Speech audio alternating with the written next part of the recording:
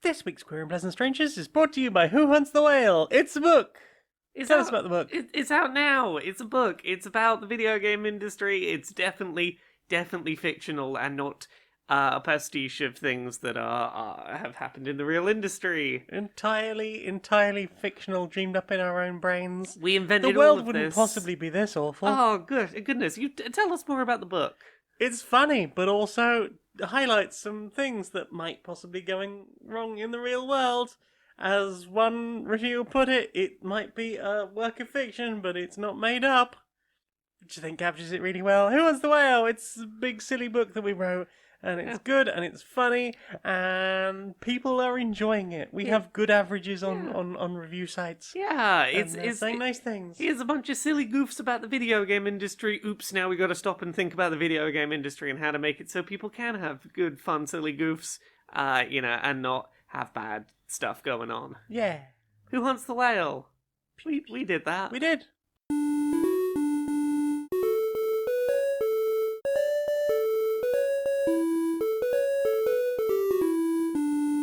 Greetings, strangers, queer and pleasant. I'm not Laura Kate Magnet Dale. And I'm not Jane Aerith Magnet Dale, and welcome to another episode of Queer and Pleasant Strangers. It's a podcast. Two queer trans women, that's us. We're wifey types. We have a bit of a catch-up every week about what we've been up to media-wise, and we do silly voices and skits, and we just try and have a bit of a catch-up and a giggle with each other. Yeah. What have you been up to this week? Well, we're having another Steam Next Fest, so I thought I'd give a look to a bunch of demo stuff. So this would be things you've been playing? This would be things I've been playing. Well, what have you been playing demos for? Well, I played a game called Plan B Terraform. Ooh. Which is I guess there will probably be a decent amount of terraforming in it, but you are kind of indirectly terraforming. You are charged with making sure the fledgling populace on Mars, or on this strange planet rather, have what they need. And it's kind of got a Factorio type idea, but without the Factorio devs. Yeah. So it's pretty basic. So you okay, there are three. The entire planet is made up of hexagons, bar a few heptagons at the poles. Just hide a few things, but it's very impressive considering it is a globe that's almost entirely made of hexagons. And basically, it's like, okay, the first thing these people are going to need is a lot of concrete. Like, cool, okay. How do I make concrete? Well, you mine sulfur, I think it is, Okay. and then you use a factory to turn the sulfur into concrete, and then you build roads, and you ship the concrete along those roads to shipping centres, and then the shipping centres will just distribute that automatically to the little settlements. That makes sense so far. That makes sense so far. The problem is, you don't have enough starting buildings, to just go straight to mining concrete. Okay. Like, if you could, but you wouldn't be able to do anything else, and there are other things you need. So, where you want to start is mining iron. Gonna mine iron, gonna turn that iron into steel bars, gonna turn those steel bars into machine parts. Okay. Can use those machine parts to build more factories that build more things. Like miners. Yeah. You build more miners, you build more factories, you build more sort of component builder type things. Once you've got a little base of, okay, I've got a constant tick in of all the little things I need to do more, getting of the very basic stuff, you can just do that. Run it straight in there. It's like, okay, well, what next? Well, next should finally get around to that concrete. Cool. Okay. I've built enough things, I can do the concrete, I can get the concrete going. I even have enough factories now to build the roads and the stop points on their roads. Yeah. So I have enough inventory to build that type of stuff. Cool. Okay, now you've leveled up. And the cities that you've been supplying have all leveled up as well. Oh. So the cities now want oxygen as well. So you need to start building atmospheric processors.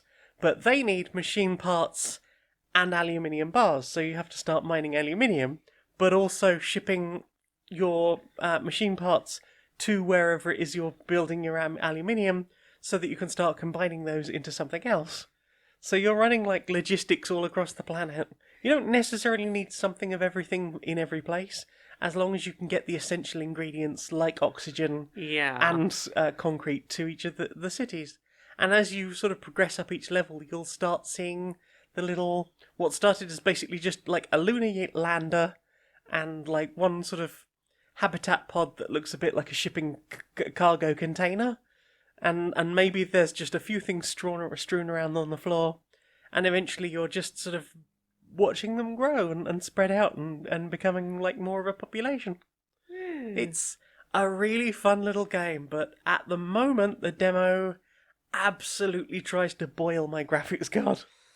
Yes. I don't know if it's something to do with the maths processing for all the hexagons, or just the fact that I've got a 2070 should be running things okay. I feel. Look, maybe it's just unoptimized, unfinished game that is using a lot more power than it should because, yeah, we got it running on our dev machine. It's probably fine. Well, it was interesting because I went onto the community page to see what it was like.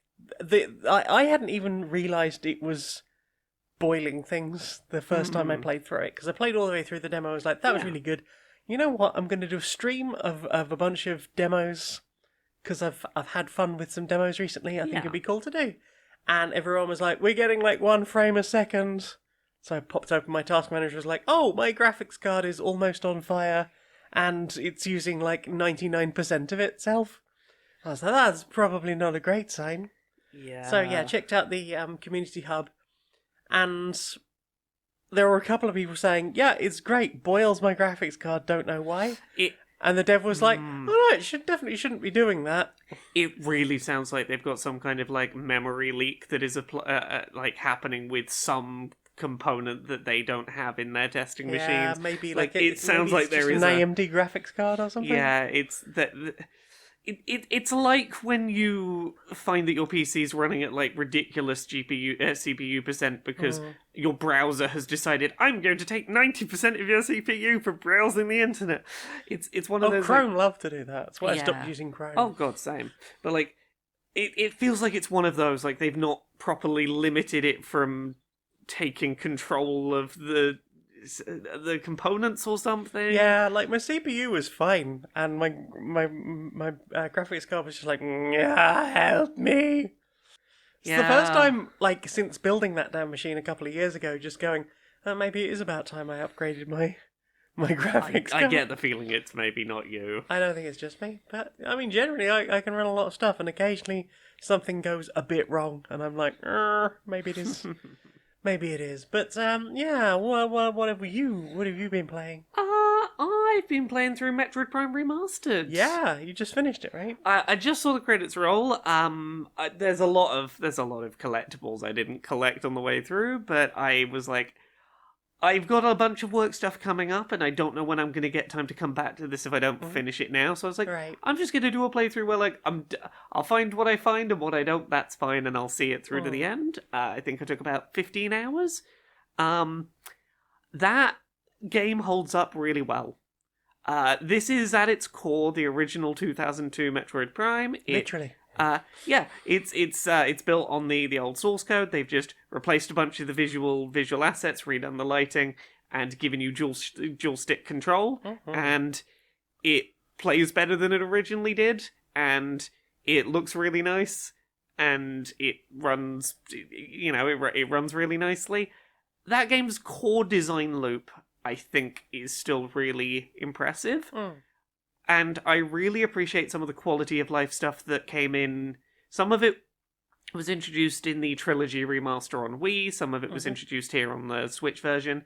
But things like, if you've spent a while wandering around and not made progress towards the next thing you need to start unlocking new things, it will put up a little on-screen notification and you can press plus, and it won't show you the way to get there, but it'll go, it's in this one of the areas, and it's in sort of this direction. We won't show you how to get there, but at least you know, like, okay, go to that map and start trying to head, like, northwest, I guess, and see if you can find a way that way. Yeah. It'll sort of give you just enough of a nudge to get you the right direction. Yeah, without outright telling you. Yep.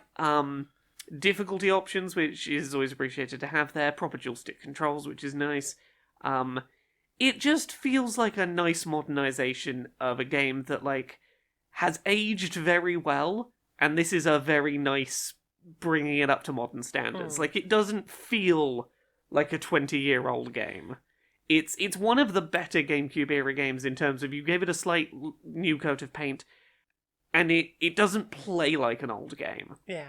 Which is really nice. That being said, kind of shitty that the developers of the new version didn't credit the developers of the original game in the credits. Yeah, I found about this yesterday. The credits have all of the people listed by name who worked on this remake, and then at the end go, and thank you to everyone who worked on the original.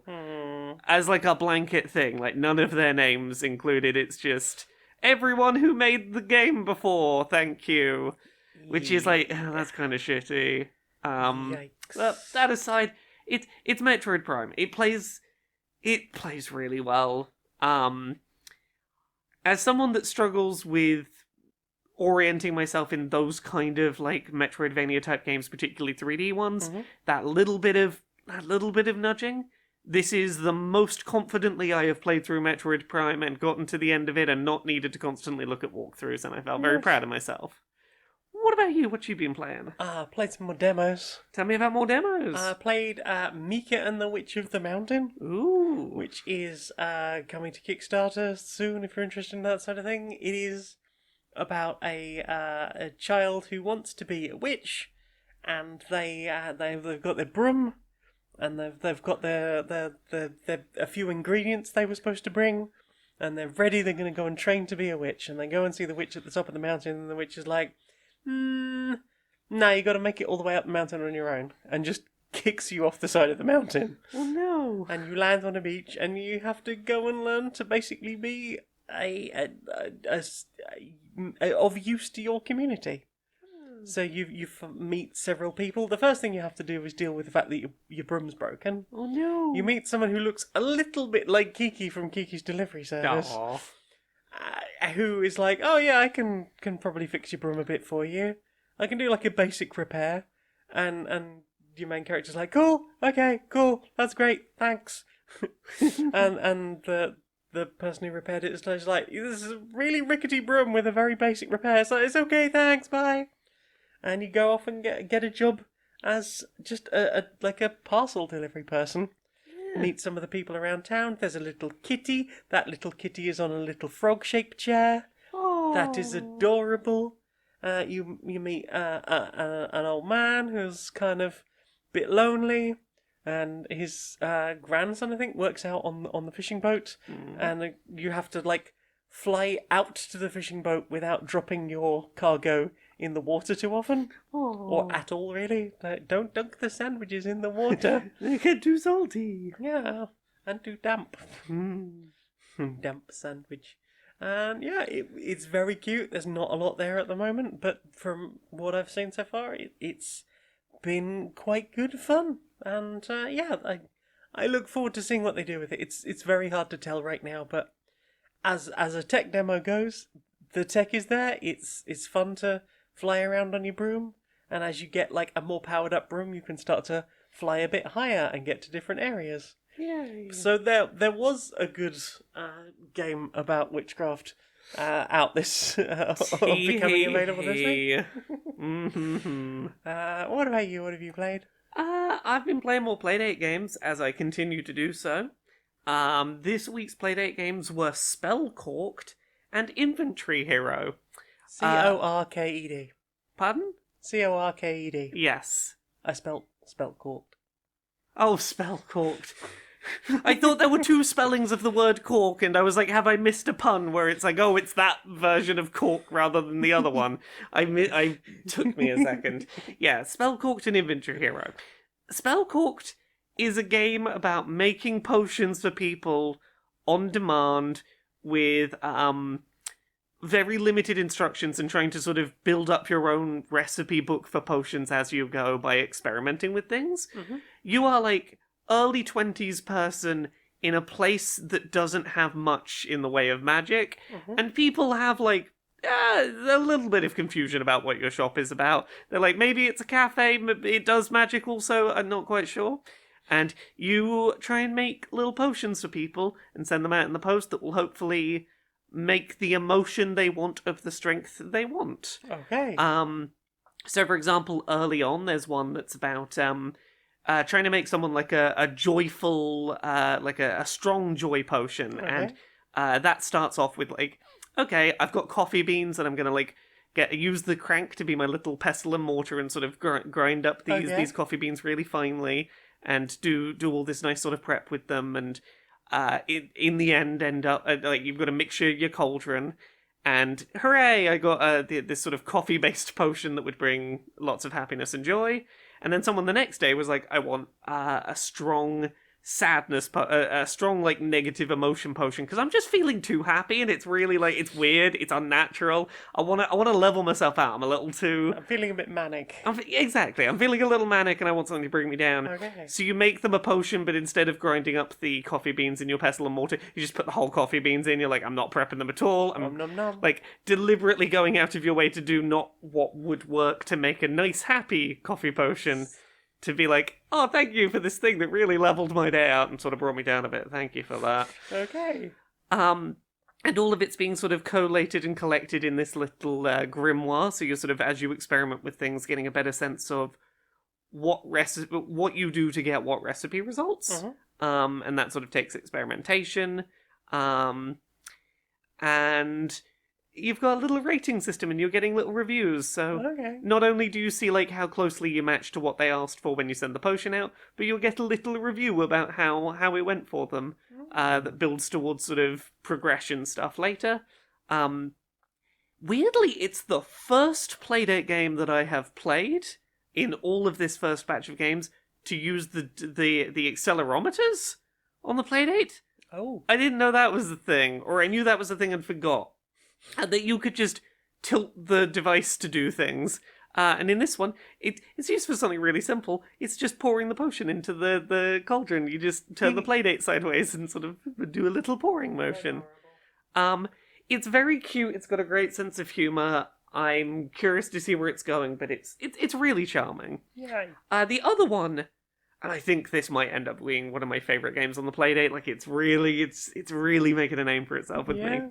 Inventory Hero reminds me a lot of games like Loop Hero, Okay. where you're on a sort of fantasy adventure, but you're not directly controlling the combat and the adventuring. You are managing some small little aspect of it. Mhm. And much like Loop Hero, it's basically about inventory management. Okay. This is a side-scrolling, like 2D perspective, Legend of Zelda-esque game where your character is running from the left of the screen to the right, fighting a bunch of enemies, and picking up loot.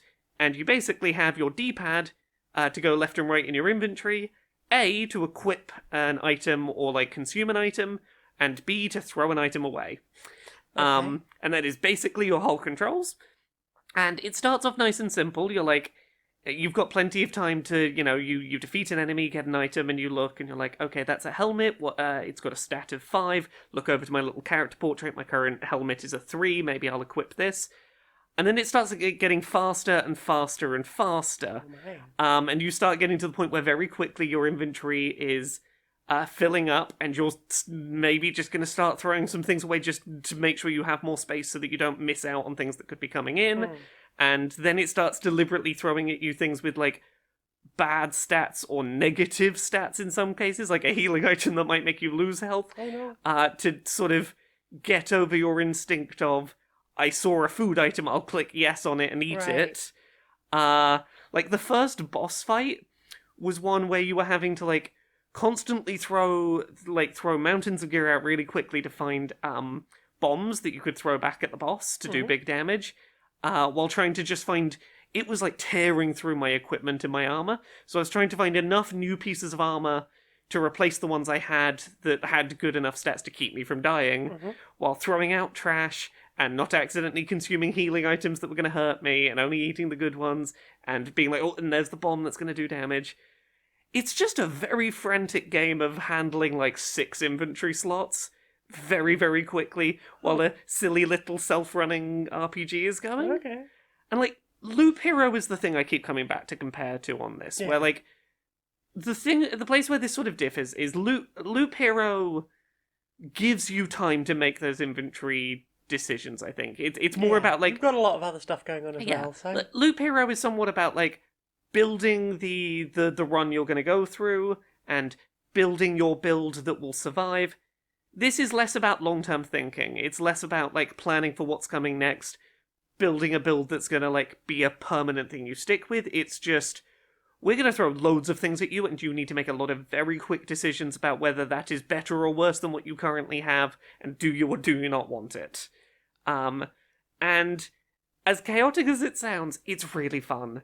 It's such a simple little concept, but it comes together so well, and I could see myself playing a lot of this. Yay. It feels really perfect for like little bursts of play, like while traveling, stuff like that. Yeah. This is gonna be one of those games I play a lot of.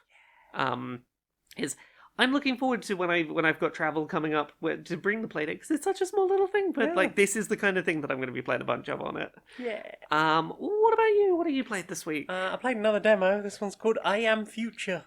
Tell me about I Am Future. So you are a beardy fellow who wakes up from some kind of cryo sleep. You've been asleep for 6 years, 6 days, 6 years, 6 months, and 5 days. So you almost made it to the fun number, but not quite. And you've got no memory. The world is seemingly unoccupied, and there's just water everywhere. So it implies that at some point the ocean levels rose to such a point where you've just got the top of skyscrapers to live on. Oh no. And it's quite a nice aesthetic of like that slightly overgrown nature is trying to reclaim the city in a kind of cartoony style. And also like a lot of things that were metal are kind of waste now, so maybe you'll just need to like cut them down into like metal sheets and maybe use the metal sheets, but whatever they were isn't necessarily very useful to you anymore. Yeah. And there are sort of weird toxic plants that grow and spread like dangerous looking germs and things. And you're basically trying to have to sort of fight off the plants, occasionally pulling weird little electric caterpillars off of any electrical equipment you have. Oh. Because they will basically destroy everything, including your talking fridge. Oh no! Not your talking fridge! Yeah. Apparently, there used to be a company that would take people, remove their, like, personalities, and put them into electrical equipment after remodifying them. So I guess at some point there was just some horrible dystopia that we have lived through. And it seems like the implication might be that the person you're playing was the head of the corporation that was doing that to people. Uh-huh. So I don't know if I'm supposed to be rooting for this person. That is reminding me a lot of it. I saw a clip of a Black Mirror episode I hadn't thought about in a while recently. Right. That is reminding me of a lot. Yeah? Oh yeah, no, someone who was in a coma or something, and their body got put into initially their partner's brain, and then when their partner got annoyed with their ex got annoyed with having them in their brain, put them in a little stuffed toy that could only communicate with the buttons. Yeah, I vaguely remember that. Yeah, it was a whole thing. It was pretty fucking terrifying. Yes. Yeah. Yes, it was. We should Yeah. watch Black Mirror again. It's been ages. I'm up for rewatching it at some point. Yay. But yes, no, that particular flavour of dystopia, I'm like, no, that's a kind of fucked up one. Yep, I couldn't afford to keep up my payments, so now I guess I'm a fridge. A quirky fridge. But yeah, it's like enjoyed the loop of it. I enjoyed the mechanics of it. You can tell it's a demo. There are a few things that just don't seem to work quite right. But Yeah. I enjoy the loop and I like the aesthetics. It took me a little while to work out how the hell the fishing minigame works, because of course it's got a freaking fishing minigame in it. Is it even a video game if it doesn't have a fishing minigame? Bloody hate fishing minigames. No, But they're everywhere. Not a fan. No. But like I had wasted all of the free bait that I was given at the beginning of the game before I'd even worked out how fish do. But yeah, and even then I wasn't quite sure, but it worked out in the end. But yeah, it needs some polish. Obviously not done yet. We'll see what happens. There are a lot of interesting games coming. There are some nice demos for them. I am concerned that most of them seem to be releasing into early access. Yeah. I mean, maybe that's just a problem with the industry as a whole anymore.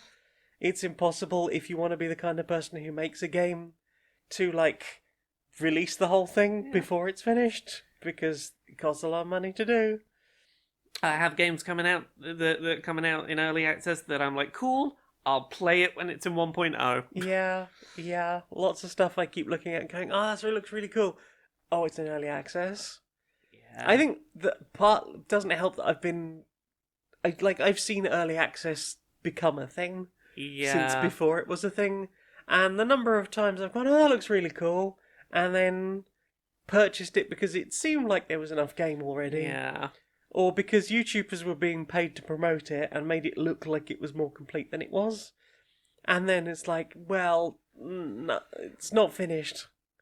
There is one game I might consider picking up in early access, and it's only because it's a sequel to a game that was also in early access that really did well off of that business model and that I have trust in the developer. Hades 2. Oh, yeah. Hades 2 might be the one that gets me to play an early access That's game, fair. because the first Hades was made with early access, and they sure did use that as an excuse to put a fuck ton of content in there. Yeah. And I'm willing to trust them to do that again. Yeah, I think if they've got a proven history of making good quality stuff, I can understand that. There's a lot of devs I wouldn't trust with that, though. Yeah, I think, was it Dwarves, I think it was called? That just sort of got heavily advertised, heavily pushed by a lot of YouTubers, and then just never got finished, and the developer just vanished. Project Zomboid, which doesn't seem to be in much better state than it was when I first picked it up 10 years ago. Secret of Grindia, which has had more content, quite a lot more content, but it now seems so close to being at the end. It's just like, please finish this, you're so close. Just do it. Just get over the finish line. Yeah, it's frustrating that I think sometime like a couple of years ago they put up a big update and I was like, I played through it all and really enjoyed that so far. And then they were like, the next one's probably going to be the end of the game with all the finale stuff. We're just wrapping it up. And it's like, yeah, it's still been another 2 years. And I'm pretty sure I picked this up like 8 or 9 years ago now. When you are getting paid for your game, regardless of whether it's finished or not, it is really easy, I imagine, to do the thing of, but it's not quite perfect yet, though. I'll just keep working on it a bit longer. I think the other problem is, of course, that people's situations have changed, especially over the last few years, and people who probably could afford to be doing part-time stuff suddenly found themselves being able to go, no, I actually can't. I really desperately need to find work. But, I'm sure there are lots of mitigating circumstances and understandable reasons, but I am getting a lot more shy about picking up early access stuff than I used to be. Oh, God, yeah. But, I want to know that it is playable to a point where if they did disappear tomorrow, I wouldn't mind so much. Like Planet Crafter. I've played through that twice. Yeah. It's had a good few updates even since then that I haven't gone back to. Because I think playing through it twice as much as I did, going, yeah, there's probably going to be more. They're going to stick an end in that. Like, I already feel I've had a good 12 quid out of that.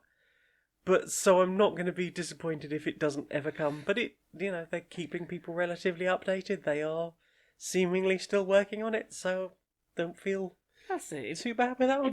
If you can be in a position where if nothing else gets added, you'll still be happy with your purchase, yeah, go ahead. Yeah. What have you played? I've not played a lot else this week. I'm just double checking. Well, we played some things together. We did. We played a few more games of War of the Ring. We did. I finally won one after 2 years. Big Lord of the Rings war game. Yeah. We've been playing a few games sort of flipped on which sides we were controlling, and Yes. I think that second game as the sort of flipped factions clicked a bit more for us on the new factions. Yeah, you definitely scored more points as the Shadow. I got 9 out of 10 on the military victory attempt. Yeah, a point I was just like, leg it up the mountain, Frodo, go, go, go, go, go. Yeah, none of my big red tokens that would have like corrupted you and stopped you moving. None of them came out. You had No. like 3 of your blue everything is good tokens. Everything is good, and in fact, one of them is like, lose some corruption. Yeah, Cool. you had a very lucky climb out man Doom. Yeah. Like I was like, if I'd had like another turn or two, I might Oh, have been yeah. able to do it. But I mean, that was the whole thing. I was like, just leg it up that mountain as fast as possible. yeah, If I take corruption, I take corruption. Like, I went in there with, I think I went into Mordor with 4 corruptions. So... oh yeah, no, 4 is like a fantastically low number to go in with if you Yeah. can. But I got better at working out how to do the army stuff, and You did great, and so did I. I didn't like immediately lose a bunch of stuff in a really bad way. I didn't reinforce too heavily in any specific area, and then realised I haven't got any reinforcements to put in anymore. I feel like I did a generally better job of splitting up the way I split up the party, even Yeah. if I You did lose Strider. I risked Strider and lost Strider. Well, no, you were like, I don't want to lose Strider. And I was like, oh, well, you have the option of losing a random party member, and the random party member just happened to also be Strider. Yeah, that was like the. I think I'd barely left Rivendell. I think I might Yeah. have had like one turn, and it was so painful. It's a thing that it happens once, and you're like, cool, I will never let that happen again. I don't think it helped that. Then, like the following 10 or so strategy cards or event cards I picked up were just like, if you got Aragorn or Strider in the party, if you got Aragorn or Strider in the party, if you got Aragorn or Strider in the party, fuck! Yeah. How could this happen to me? Yes, there are certain party members that are worth just getting out of the Fellowship ASAP just to make sure they're safe. Oh yeah. Yeah. What? What about you? Well, we also played some more Vagrant Song. We did. We played a bunch more of that. We've seemed like we're about to go through a second door. So we're Yes. 8 missions in, I think now, around 7 or 8 missions down. I continue to very much enjoy a lot of the ideas they have for missions, Yeah. even if on occasion they're not terribly well explained. Yes. But I generally feel like we've had some very tense encounters. It's been a pretty good gradual build in difficulty. I mean, I was nearly westbound in the last 2 missions Yeah. because I'd taken quite so much damage and then utterly failed on my self-healing rolls. But again, it never felt like we were had no chance of winning. It was just like it felt paced to be like we are real down to the wire and we're going to have to spend some resources, but we can do this. We had our first mission where there were consequences for the way we had played certain other missions, which was quite nice. We started to have like I'm happy that the game seems to be throwing new mechanics at us still. Yeah. And finding new ways to make similar setups feel distinct from each other. Yes. And the fact that like we've been basically using the same set of 18 reversible tiles that have made up different kinds of scenery for different types of things and have had various different effects. I am genuinely curious where the rest of this story is going and how much we've got left. Yeah. And is it just going to be a case of, hey, the choices you made have locked off certain things, or is it a case of you're going to experience it all one way or another, just in different orders? Like I'm curious about how that goes. Yeah. But yeah, it's quite an interesting sort of chaptered situation so far. I'm very curious about a lot of the stuff it's doing structurally and narratively. Mm-hmm. What about you? You playing anything else? What about me? Have I played anything else? I played the new Vampire Survivors update. Oh yeah, how'd you find it? Yeah, it was alright. Yeah. Some new bits, not too bad. There is so do you know about the new stuff? Have you tried it all out? Yeah. So we basically we have a new level called Backcountry, which seemed like it was going to be quite interesting because it's just bats. And I went in there, and the thing that confused me initially, the first thing I spotted was like the checkerboard pattern on the floor. It's like, oh, is this Green Hill Zone? Yes, it's absolutely Green Hill Zone. Yes. And then you get to like bits that look like they are like the edge of a lake or something, Mm. and you get to the edge and it's like, nope, there's no collision there. That's not stopping me just walking over that, which is weird as far as backgrounds go, because initially it's sort of a weird colour rotating gradient that's sort of flicking around in the background, and eventually you realise it's the big sphere from Sonic 3? Yeah, it's the one where you're like collecting all the little circles to eventually get the Chaos Emerald. Yeah, so you get the blue spheres that the avoid the red bonus spheres. stage thing. Yeah. Yes. Yes, so the Sonic 3 and Sonic and Knuckles bonus stage, but also occasionally you'll get these squares popping up, which are the walls for the bonus stage from Sonic 1 that change colour, and almost always they're like the braziers, which will give you stuff. There is an inordinate number of the attract orbs. Yeah. Like, constantly finding attract orbs in those damn things. And there are 2 new artifacts to pick up in that level, which will achieve different things. Including something fun for one of the characters. I'm not going to spoil it if you've not played it, but I was like, oh, it's that thing. Ah, that's funny.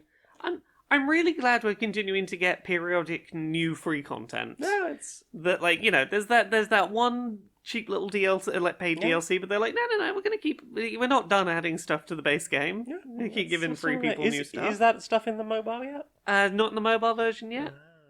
Because you're still playing it. Yeah, a little bit. Yeah, I had to take it off my phone because I was lying awake at 3 a.m. playing another run. It's like, I can't keep doing this. That is entirely fair. This is unhealthy. Yeah, no, it's been my, like, I'll occasionally have it on while I'm doing a podcast, just be like, yeah, it's pretty nice. Yeah.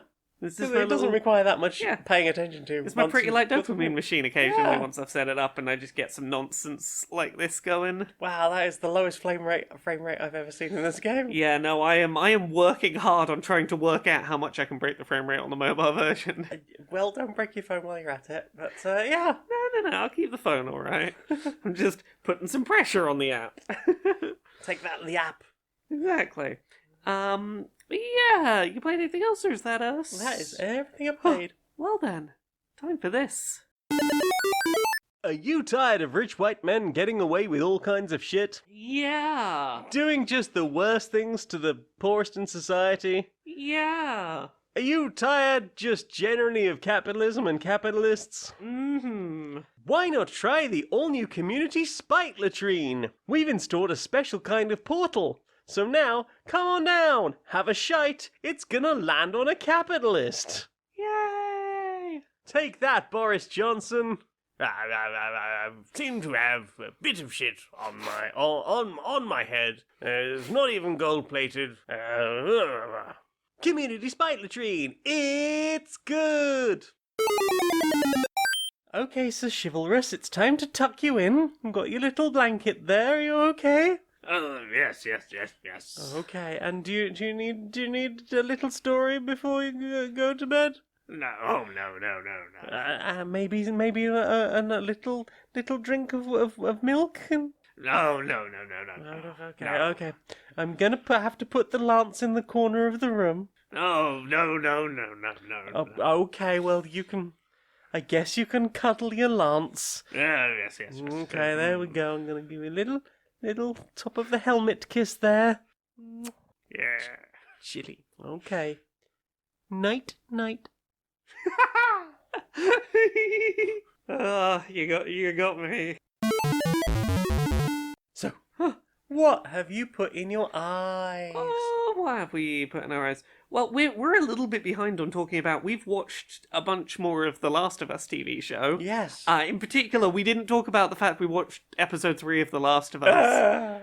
Oh, that was Heartbreaking. and beautiful and messy and complicated, and that was a real interesting little nuanced story they told there. It was. It's I do want to see that 2-hour cut though. oh god, I want to see that 2-hour cut. The 2-hour cut that was enough to. Was it one of the directors? Yeah. Saw the 2-hour cut and was just crying until it was physically painful. Yeah, it's I don't even know how. Here's the thing. I felt completely wrung out after that episode. Yeah, but I still had but work to do. the thing I will say about that episode is it's very rare that like 2 or 3 episodes into like a genre TV show, there is a standalone story that is strong enough that if you cut like the first and last 5 minutes off that episode, you could just have it as a self-contained short film that I think Yeah. would make sense and would be just as impactful and works on its own. It's just a beautiful little bit of short It storytelling. really is. The cover of a song that appears in that Mhm. is fucking great. Mm. It's wonderful. I said this when we watched it. I'm usually very critical of straight people playing queer characters. Yes. They They never get the kissing right. Yeah, and my understanding is that in this case that wasn't the original plan and stuff fell through and it's how we got here. But what's his name? Nick Offerman. Nick Offerman. Bravo! You didn't do any of the things that I usually hate in these performances. I was Yeah. like, no, I believe you, and I think he worked very well for the very specific story they were telling about the kind of character he was playing. Yeah, I mean, I haven't really seen him in anything else, so I don't expect anything of He's- him, but he seems to have been sort of typecast as a particular kind of guy, Yeah. as I understand it. He, despite not being to my understanding, not being this kind of person in his real everyday life, he's sort of, in my understanding, is he's a very progressive person, but he gets cast a lot to play like kind of right wing, kind of conservative, like very manly Grumpy man, boomer. I am in charge types. Yeah. Like very the world revolves around me, let me eat a steak and drink a beer types. Right. And I think that is very effective casting for the kind of character they had him play and what they did with those expectations. Yeah, I mean, considering where that character starts from, Yeah. he seems like a good choice for that. Yeah, it's that whole episode is just like beautifully awkward and sweet and like it plays with a lot of nuance in ways that I really appreciate. It is a masterful bit of TV that. Yeah, I think they did a great job. Yeah. And then we watched episodes 4 and 5, We did. which made a series of other changes that I really like. I'm really positive about the changes they've been making to the source material with this. In particular, and this is a thing that you won't necessarily have reference point for, I feel like they're doing a lot of changes to preemptively, like, lay the groundwork more for what Season 2 will be. Because I really like The Last of Us 2. I think it is a fantastic story about complicated people doing complicated things. And It's about revenge, and revenge being a bad thing. Yeah, isn't it is a story about like the cycle of revenge and revenge begetting revenge, and people not being able to give up and just have what they still have, and self-destructive cycles. And I think that this has been like one of the there's a lot of the complaints about that were like shitty and bigoted, but like there were some genuine complaints to be had. I think of feeling like there was not a huge amount of ramp up of those themes in the first game, and I don't agree with those complaints, but I can see them, and I think the show is doing a pretty good job of starting to feed in characters having similar loops early to reinforce that as a recurring motif. Episode 5 in particular, the woman that was running the big sort of militia, Yes. I think is a very good example of that. Revenge to the point of losing everything in pursuit of it. Fascism. Yeah, well, I mean, even outside of fascism, it's the you took something from me and I can't let you get away with that. I can't let you go unpunished. Now I will hunt you to death, and Yeah. everyone you have ever associated with. I will hunt you to the point of my own destruction. Yeah. And there's little things like that, like, because she's not a character from the games. I have heard this. Yep. And I think that her there's lots of little tweaks like that I really liked. She seems like the kind of person that would end up leading the militia that successfully overthrows the Yeah. quote-unquote remains of the government. But I like what they did with the kind of person you have to be to overthrow a regime, may lead to you perpetuating some of the very things you tried to overthrow. Yeah, you might be the kind of person that's perfect for getting the regime overthrown, but maybe at that point you should walk away and let someone else Yeah. run a more peaceful situation. Yeah. I really liked what they did, all the stuff they did with Henry and Sam. Oh. Yep. Yep. I really liked the stuff that was. I really like the impact that having Sam be deaf had on the story. I don't think it fundamentally changed any plot points, but I think it added a lot of weight to a lot of character interactions and presented a lot of dynamics very clearly. Also, I think it helped with expositional stuff. Yeah. From a point of view of these characters have to interact in a very specific way. Specifically of, like, Sam and Ellie. Yes. And just the way that the writing back and forth has to be dealt with. It is, but it's yeah. I think that they integrated that really well, and I'm so happy to hear about how behind the scenes how on board the entire crew got with learning ASL to make sure they were accommodating while having a deaf ASL user in the cast. That was really nice, but like... And as I said at the time, I think that, like, ASL for people who need to be quiet on set Right? seems like just the perfect skill to have on any kind of film shoot. Exactly, but yeah, it's...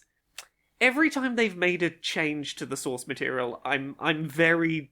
I genuinely don't think they've made a bad change to the source material yet. I'm very pleased with this, and like at this point, I think this is telling this story better than the game has done. I feel like if someone wanted to experience that story, this might be a better place to point them right now. Yeah. And I think that is sometimes the risk with the video games that want to be cinematic. Sometimes, like, maybe you would just be better off with getting those people to make a good film. Yeah.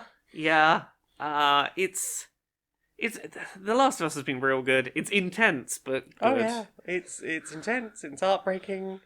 It's silly sometimes, which is a nice little.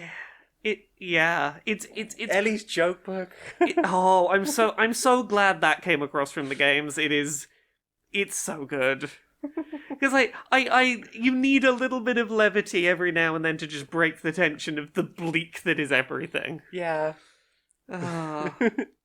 It's good. What about you? What are you putting your eyes this week? What am I putting in my eyes? Well, I watched a couple of things this week. I watched a couple of videos on the Ableton channel on YouTube. Yeah. I don't have Ableton. I have FL Studio, but sometimes it's just nice to watch stuff about making music. And this week I've been learning how to make. I learned how to replicate the Amen break by the Winstons. From Amen Brother, which is like the foundation of hip hop and drum and bass and jungle. So I learned how to recreate that, and then I learned how to chop it, and ended up as a result of that with YouTube recommending me breakbeat deconstruction from hip hop to drum and bass and beyond. Ooh. Which is a video about the history of like sampling breaks and like what were the most common ones and the ways they were used, like for everything from hey, the very first sampler could basically record 1 second of audio. But what if we like played the music into the sampler at like a higher speed by just like speeding up the record while you played it in so you could get more and then stretch it out, which would lead to like kind of a different sound, but that almost became a signature sound for the whole like early movement of that kind of sampling. Neat. And then talking about like the way you can trace some of this stuff back, because I don't know if you've ever like looked at sites like Who Sampled It. It's like I swear that is a thing from something else. Like, what is this used in? I've not been there directly, but I've recently been getting TikToks of people using that site. Who Sampled It's great because there's been a couple of times it's like, I know that that tune, but that is not the original one. And who sampled it is like, oh yeah, here is the original, and here's like all the other things that has been sampled, and it's like it's cool Yeah. that that's still an option in an age of heavy copyright IP. That we still have things that are sampled from other things, because the remix is absolutely vital. Yeah. But it's interesting, sort of going like trying to document something like the Amen break. Here's the Amen break. Here's the different ways it's been used. Here's the different ways it's been used in genres. As various technologies changed, the way people used time stretching with things like, okay, these are the samples we've got. These are the ones we've used, but now adding different nuances as time stretching came in. Like the reason that a lot of early drum and bass and jungle used like the heavy respaces, the way they did is because once you put in like the Amen break and chop it up to your drum and bass beat, it's sped up. But because of that, it's pitch shifted up, which means there isn't a lot going on in the low end. So you've got time to like fuck about and put really funky bass sounds in at the low end, while still having that, and then like having a bunch of room at the top as well. Yeah. It's really fascinating. It's an interesting history. What about you? Have you watched anything else? I've watched some other things. Let me see what I've watched. We both watched Defunct Land, the history of where in the world is Carmen Sandiego. We did.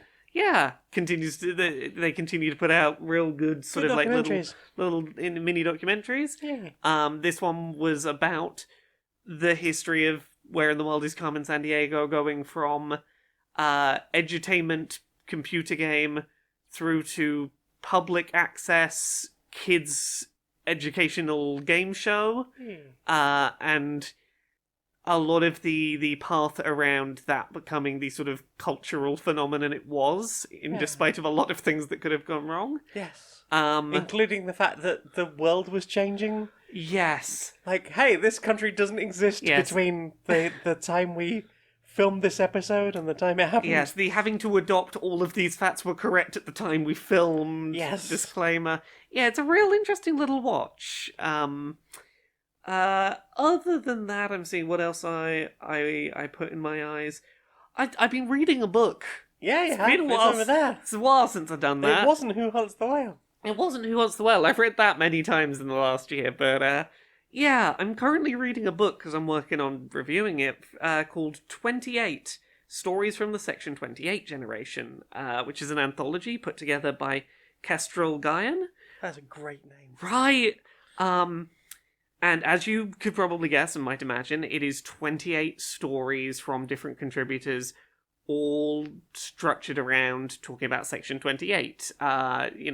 Some of them, I would say probably a majority of them, are from people who part of their education in the UK was during Section 28, which, for anyone outside of the UK who isn't queer, who might not know, was a 20 or so year ban on queer education in schools. And very specifically... The promotion of homosexuality. And it's one of those things that, even though no one was ever prosecuted under it, I really like the comparison someone makes in this book to the Panopticon. You don't have to be punished if the threat of punishment is anyone could be watching, anyone could report, and I don't want to test the limits and see what the punishment is because I don't want to be the first and find out. Live in fear of your neighbours and children. Exactly. And everything else. Live in fear of anyone could report you. And that creating a sort of society of silence around queer identity that had a profound impact on a whole generation of queer youth. But there is also sort of in there stories from people who are older, who finished school before Section 28 came into place and felt the impacts of it happening despite not being in school. Sort of talking about things like being a young adult who is just starting to feel ready to come out, and then suddenly it feels like every queer person has vanished because they're all trying to keep their heads down because of all the sort of homophobic rhetoric that was going around in order to get it passed. People who didn't necessarily live through it while in school and came into school after it had already been repealed, but still found that culture pervaded because it had become such a big part of how people had been taught to teach. I really like that this anthology includes a lot of trans voices and a lot of focus on trans people's experiences, which are often left out of discussions of Section 28. I like that a lot of these cis queer voices that are in there acknowledge the parallels to what's going on with the trans community right now, and very specifically, there's a lot of good stories in there that do the thing of saying, I lived through it, it's happening again, I can see they're trying to do it to trans people now. There's a really good variety of styles of storytelling in there. There is poetry, there is very short accounts that are sometimes like maybe a page and a half. You might have like a 25-page back and forth between two people done as a conversation. There's a lot of different types of storytelling used to break up flow, which I think is really important for an anthology that is heavy and very serious going, and everyone is talking about the same topic from different perspectives, but like there is a lot of, and here's another story about how terrible that thing was. And that changing up of structures of storytelling, I think, helps to make it something I can get through. It feels like a very important and very well put together book, even if enjoying it is not necessarily the word I would use for it, but I have a lot of respect for... I have a lot of respect for the craft of anthology writing, collating at work here. I think this editor has done a really good job of, particularly I'm going to say in like the first 5 or 6 essays, setting a really strong thesis statement for what this book is going to be. The very first essay in the book is from a trans person. There's a lot of the second one is a very short essay. The third one is a poem. Like doing a lot of things to go, this is what this book can be early on to set expectations, and I think that's a really strong start. I am maybe a little over half, maybe 2/3 of the way in, and definitely over half. Yeah, maybe 2/3 of the way in. It is a really good read that is certainly not going to be for everyone. Not everyone, you may know these things inside and out. You may be in a place where you don't need to subject yourself to a lot of very heavy reading. But even as someone that, I feel like I know a lot about the topic, there are perspectives and experiences that are not mine that have been valuable to read. And I feel like there is a lot of cis-het people who could really fucking do with sitting and reading that book. And probably a lot of babby quiz as well. Yeah, a lot of young queer people as well, and really taking on board the stories in it, and looking at the current state of the world today and going, this is what we are on the precipice of again, and we need to not let this repeat. And I think the biggest takeaway I have had from this so far has been, for so many people who went through Section 28, the thing that did the most damage was that they didn't know they were going through it. So many people who lived through it in their childhoods didn't know the name, didn't know that there was a specific law that was causing what was going on.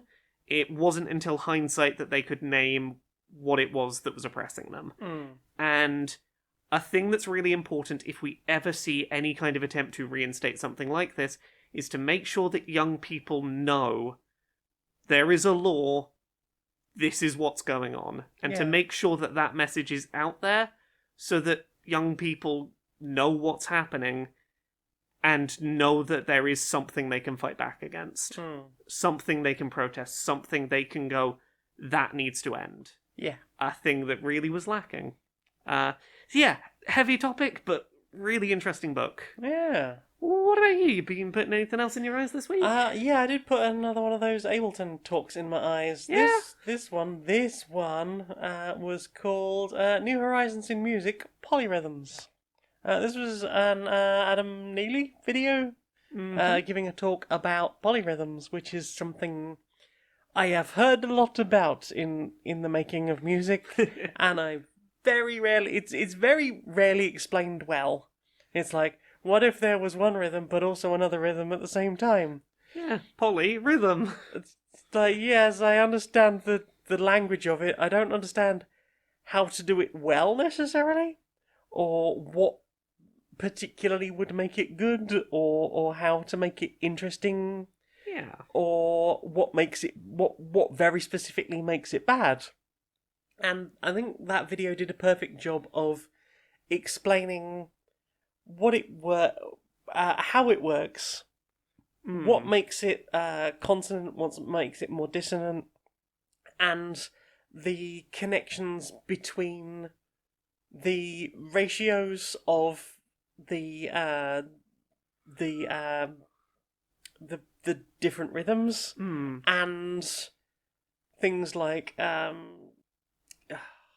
intervals. Yes. So things like playing an octave is 2-to-1, which is a very easy to explain polyrhythm. Yeah. And then you have things like a perfect fifth, which is I think 5-4. I was like, okay, that makes sense, and a perfect fifth sounds great. That's a good one. But then you've got like a diminished seventh, and the diminished seventh just it's like 15/8, and it doesn't really sound like anything. And a few times it sort of sounds like something. It doesn't sound like anything good to my ears, anyway. And then like connecting that to frequency and the way Isaac Newton talked about Yes. colour. Like, okay, I've just, as the meme goes, I've just invented homosexuality, and I've discovered colour. Here is an original colour wheel where we describe 7 colours on it, and then sort of talking about them in terms of musical notation, and then going, and now with modern technology we understand what frequency of light that is, and going, actually the way he described like the difference between orange and blue being like a fifth is kind of where they sit. Yeah. Like, yeah, it's way beyond human hearing, because it's just hyper, and also it's a different kind of energy. Yeah. But that connection of, yeah, technically that is a G. The ratio and relationship between them is equivalent. Yeah, and also like it sort of opens talking about synesthesia from a point of view of that. And it's like, I would be curious to know how much research there is about that. Although they do sort of dash that one quite quickly by saying a lot of people have different experiences of colour with synesthesia, which is interesting to me because most of the people I know who have synesthesia, I've seen them like sitting around at clubs with other people with synesthesia going, yeah, and that's very blue, and that's very orange, and almost universally agreeing with each other. I've spoken to some people with synesthesia that have had some wildly different perspectives. That's cool. Yeah. But I've not, I've obviously only had limited experience because I don't have synesthesia. It's a weird world. I imagine so. But yeah, it's I just thought that was sort of a cool video in more ways than one, and now I finally understand polyrhythms. I will probably not be making anything like a Tool album anytime soon, though. What about you? Have you watched anything else? I think that's about it for me. What about you? That's everything from me. Well then, time for this. Laura, I've got a new sponsor. Who's our new sponsor? Well, do you sometimes have to go into meetings? Yeah.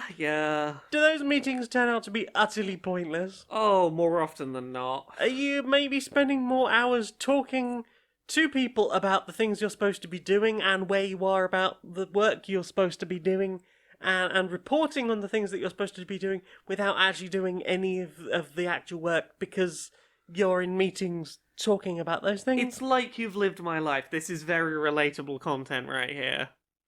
Try Meeting Cost Counter. Use our on-screen overlay to show in real time how much money this meeting has cost the company so far. Oh, I see. Okay, so I'll put the amount of money per hour and how many people there are in the meeting. And that one's a manager, so we'll pop that in. Oh, that's going up quick. It is. It's really rocketing up. Now, let's imagine that we skip forward. This meeting has been an hour and 40 minutes. Oh, that number's gone really That high. number's gone way up. Oh, well, I suspect that at this point, or considerably before this point, whoever's running that meeting probably would have gotten a move on and made it quicker. We can even set up special notifications so the managing director knows how long you've been in that meeting. Maybe they're going to have to stop their middle managers from calling so many meetings. That's meetingcostcounter.lol.net. Enter the code Q&PS246 probably, and you can get this to get your managers out of fucking meetings, and you stop wasting time having to socially interact with people you probably don't like very much. Just let me get on with the work. Inside the boardroom of Supremacy Software. Hi. Hi. Okay, this is real bad. What's going on? Well, you know how occasionally we find out about a leak here or there, Yeah. something gets out, and yeah. sometimes that's, me, because, Yeah. it's marketing. It's all marketing. It's all part of the hype, It's all, any publicity is good publicity and all that. Well, maybe not. Oh. Have you seen this book? No. What? Yeah, there is an expose of everything here at Supremacy Software. Oh no. Yeah, everything we have done this year has been written in a book. They seem to have inside information about this very boardroom and our plans, the way we dealt with some of the issues around certain problematic members of staff. Are you suggesting that there is a book that is inside the boardroom of Supremacy Software? Yeah, they're right here inside the boardroom of Supremacy Software. And I don't know who would have been leaking this stuff, who would have told the press about this, but I swear, when we find out, we are going to drag them through the courts. They've signed the NDAs. They've signed the non-disparagement agreements, and I am ready to just go out and you write that down. Write that down. Yeah, get me coffee while you're at it. Yeah, give me another coffee as well. I knocked this one over and cleaned that one up. You are a fucking genius. I know. I kind of wanted that coffee. I mean, it's worth it for the, Oh, it's going to be fun watching her mop it up. So, what have you put in your ears? What have you listened to? I've put a couple bits of new music in my ears. I listened to some new songs this week. I listened to a song called The Last Great Sweetheart of the Grand Electric Rodeo by Sarah and the Safe Word. Okay. It's got the energy of like a fun storytelling kind of song without having necessarily a lot of plot actually happening. It's very visual storytelling language without really going anywhere. Mm-hmm. It's got a fun mix of like rock guitars, sort of classical string instruments, a lot of cowbell thrown in. It's a very lyric forward song. There's a lot of like world building and trying to set up a setting. Lots of talk of like vampires versus robot cowboys. Like, there's a lot of interesting stuff going on there, but there's also the song's a little, like, on the nose lyrically at points, and I found it amusing. There's a little bit of it feels like it's trying to lyrically pat itself on the back and go, don't you see how smart a thing we've just done? Oh. And I'm going to read you a small segment of the lyrics to give you a sense of what I mean there. She was raised in the middle of nowhere. The middle of nowhere was the actual name of the town she lived in. She actually lived in the middle of nowhere, and that's how the story goes. Like a little, you see the sort of like, we did the. Did you see? We we did it.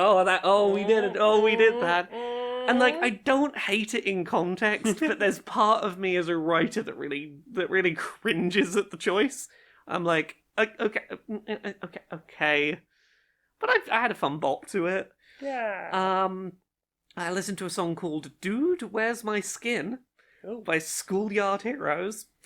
Femme vocal, very like heavy guitar rock. The kind of thing that's like I imagine you'd listen to in the back of a beat-up car with a bunch of friends going down the motorway. Right, you get the vibe? Yeah. Yeah, like it would be on a cassette player that someone that had a wire coming out of the cassette port that you could plug into an MP3 player. It'd be like that. But the vocal line is more sort of like gothic rock in places. That's sort of like very melodic, very gentle, into more shouty rock. Yeah, it's an interesting contrast. I also listened to a track called People Pleaser by Yet to Bloom. Another sort of femme vocal rock track, this time about trying to be a people pleaser to a self-destructive degree. Oh, I can't imagine finding a song like that relatable. Not being sure who you are when you either fail to people please or nobody needs you to people please. I think that the track works really well by having a sort of softer femme vocal in that it feels like it's sung from a feminine perspective with the sort of expectation of labour for others that perspective can come from, and uses lots of ethereal sounds for sort of emphasis on lyrical content about feeling lost and unclear. It is a well-made song that I think achieves what it's trying to do really well. Hey. And the last one was a song called Ghost Maze Project by Necronomicon. Amazing name. It was a really intense 6-minute track that mashes synths, a lot of dance music sounds, a lot of rock music that I would describe as like Dance Dance Revolution rock. And then a bunch of like heavier metal in there over 6 minutes. It's the kind of track that someone would mod into like a custom Guitar Hero track generator. It's unapologetically grand, and I do respect how effectively it weaves between these wildly disparate sounds and energies at high speed. It feels like a very grand track. It doesn't feel 6 minutes long. It is impressive, even if I can't picture hearing it anywhere but like an arcade being played over a kind of bad quality speaker while someone's playing air hockey in the background. Like that's where that song would live. Yeah. So yeah, those are some new bits of music I listened to this week. Nice. What about you? What about me? We listened to the Ralph Bakshi Lord of the Rings movie soundtrack. We did. It gave us something to play while you were trying to invade the Greyhavens and Lothlorien, Yeah. which you did quite successfully. I was doing pretty good. Yeah, it's very dramatic. It is very dramatic. It's so dramatic. It's got none of it's got none of the subtlety that the Peter Jackson movie soundtrack had. But yeah, it was fun to give that a listen to, because we have listened to the Peter Jackson movie soundtrack a lot while playing Lord of the Just a Rings. few times. It was nice to have a bit of a difference. It didn't help that I cannot find my audio CD for the Lord of the Rings BBC audio drama version, because there's some good music in that too. Yeah, what else did I've got a couple of things. Oh, the Miranda Brothers, Through the Fire and the Flames, accordion cover. That is I imagine an intense song to try and play on an accordion. 2 accordions. It's 2 people playing on 2 accordions, and Still seems like a lot of work. Oh my goodness, like that seems like a huge workout for anyone. I think post-podcast, but before I go and have my nap, I think we might have to watch that. I'm curious now. Yeah, it's quite a spectacle. I think this came about for the fact that I was watching a Luke Westaway video. He did a 10,000 YouTube subscriber video of, hey, you've all been talking about the fact that I've got an accordion in the background of my setup, and you want to know about the accordion. Well, I'll tell you about the accordion. I was like, oh, okay, cool, that's quite interesting. I learned some things about the accordion as an instrument that were very interesting. But yeah, that's now put accordion content in my YouTube recommends. As these things do. Yeah. Also, I think actually that was it. That was the only thing I've listened to. Well then, time for this. Bro. Yeah. You will not believe the gaming weekend I just had. Yeah. Yeah. Marathon sesh, did you? Oh yeah. I've been playing this really hard game, right? Yeah. You don't get a single save in the whole game. Nice, if you lose nice. at any point, you Yeah, go I mean, right back to the start. saves are for noobs anyway. Exactly. Yeah. What about you? What you been playing? Well, I've been playing this action shmup where there's, no lives whatsoever, no continues, none of that. And it's so hardcore that it actually blows up your computer if you die, so you can't ever try and replay it again. Oh, nice. Well, I've been playing this one that is, it's just one 30-hour boss fight. Nice. No nice. checkpoints, no Why save would points. you have checkpoints? You can't pause. Nice, So you nice, got to nice. stay awake the whole 30 hours because if Right. you go have a sleep or have some food or something, Yeah. boss is gonna kick your ass. Absolutely. I mean, they're not going to stop for a nap, are they? Exactly. Yeah, I mean, exactly. that's realism in games. Yeah, they're isn't it? a demon spawn from hell. They don't go Yeah, sleep. yeah. You're not going to go, oh, excuse me, just a minute, I need to go for a wee. Can I, can you just pause for a second? And they're not going to be like, oh, yeah, sure. I'll just be over here doing my fucking plaiting my armpits or whatever, blah, blah, blah, blah, blah. Oh, exactly. Yeah, it's just not how it goes, is it? Yeah. Well, I've started playing another game recently. It's a super hardcore game where actually, if you die in the game, you die for reals. Oh, yeah. It's on that new VR thing with the weird dynamite on the front. Yeah. Won that obviously because so hardcore in it. Yeah. What about you? What you been playing? Well, I mean, I have been playing this real hardcore game. I don't know if you're ready for this one. Right. It's a visual novel dating sim. Oh my god. About micromanaging relationships with these monster people. Relationships. Yeah, is that? relationship Oh. management. And then how long do they last? Oh well, I mean, look, it could be absolutely hours. And by Wow. the time that you realise that you've made a mistake and that's going to negatively impact the relationship Right, tree, yeah. you are hours past that choice. And now, honestly, you've sunk so much time in, you're just going to have to watch all of the negative consequences play out. Yeah, I mean, you shouldn't have accidentally given the cake to the other character because then it's not. I didn't there when realise. you I need it didn't for the- realise that he was going to think that I had feelings for him if I gave him the Yeah. cake. I thought it was a friendship of a Oh, friendship yeah, gesture. We but give now, each other you cake know, all the time, and exactly. now, But now, Bruce the bat is now Yeah. just like absolutely livid with me, and I'm Yeah. like, look, I get it, But, but if you just give someone cake as friends, well, that is the Right. real hardcore. that's that's you know, emotionally hardcore. Lad. Yeah, you are the real MVP, the real pro. Yeah. That is proper gaming. Yeah. No safes coming here. I'll ride it out hard. Right. Are you a person with a body?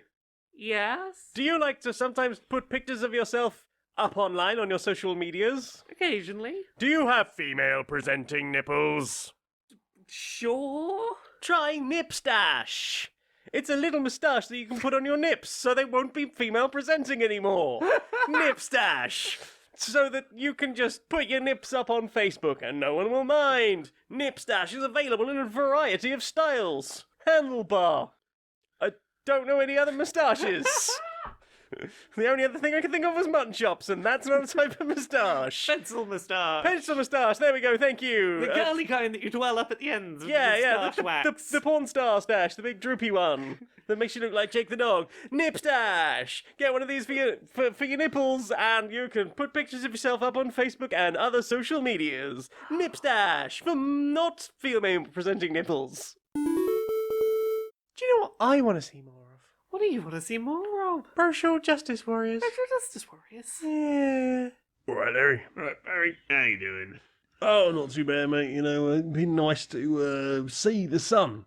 Yeah, Been a while, been a few months. It's been nice to, actually see it. I've not managed to get out in it yet, but Well, I got out in some of it. It was. Yeah, It yeah. wasn't just decorative. It Oh, was not all right just, out not there. just aesthetic. It was functional as well. Exactly. Yeah. Nice. Yeah, you been up to much? Been feeling worn down by the world as ever. Yeah. It's been a heavy one, It's- especially with all the recent. Yeah. Well, I've been trying to remind myself of the thing that's sometimes hard to remember, which is just that, trying to make things better is a marathon, not a sprint. Yeah, I've true, been, true. it's very. I know I sometimes get myself into the everything's got to be fixed right now, and I've got to give 150% of what I can to Yeah. fix everything right now and sort everything all at once, and that's the kind of thinking that's just going to lead to me burning myself out. Yeah, absolutely. It's one of those where it's like I got to remind myself sometimes, slow down. You've got to keep yourself in it for the long haul so that you can, you don't just burn out before you get anything done. Yeah, keep on fighting. Yeah, and remembering to fight alongside others for their fights so that they can, in the hopes that they'll fight alongside you in yours as well. Oh, It's yeah, that, we are stronger together. Exactly. So, solidarity and shared struggle, means that some of that weight can be taken off for you to not have to go 110% constantly, and we all when we stand together, we do a better job of completing that marathon where we're all struggling along. Yeah, absolutely. Yeah. It's important to have solidarity and working together, and unionisation. Really, it's and not just at work, but in daily life against the injustices of government and generally in the world. We are trying to make things better, trying to act as a community and caring and solidarity for one another. Not about just the greed of a few or the desire to hate of a few. We need to get people working together for the benefit and goodness of everyone. And while it can often feel like you are personally responsible, obviously we all have our own personal responsibility, but you are not expected to solely solve the world's problems, merely to do your part and be be a part of that in the ways you can. And obviously different people are going to have different ability to do that, innit? Yeah. Fancy hug, mate. Oh, yeah.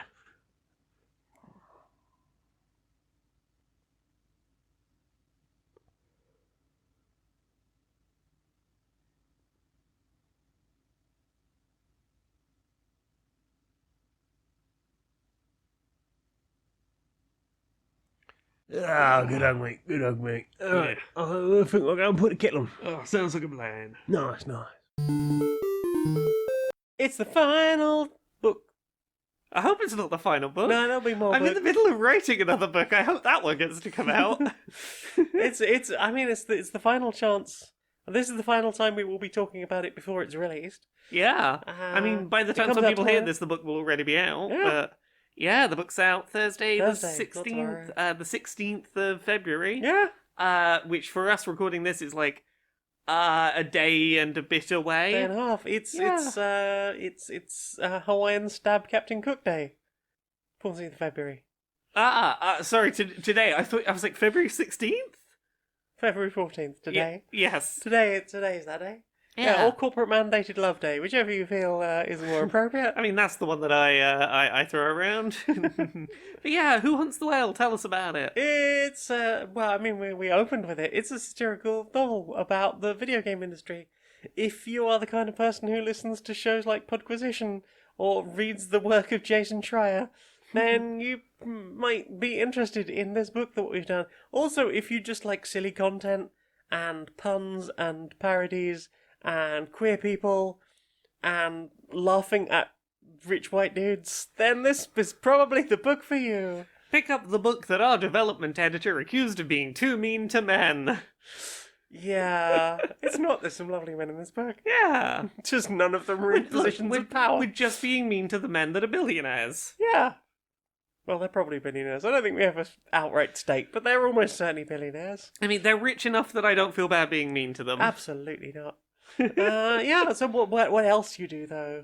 You can find me at Laura K. Buzz pretty much everywhere on the internet. Laura K. Buzz on Twitter, Twitch, YouTube, TikTok, Patreon, that's the one that pays the bills. Yeah, you can check out my coverage that is currently going up on accessibility. This week's episode is about split controllers as accessibility, and maybe talking about the fact that it'd be great if Sony would let people use their new VR split controllers outside of a VR context. That would be a good idea. That would be a good idea. Go watch Not the just video in to menus. find out more about why. Mm-hmm. What about you? Where are you on the internet? Well, I have a link tree. It's linktree.ee/Janiac, Janiac. You can find all my links. You can find links to me making music or writing about stuff or all the t-shirts I've designed.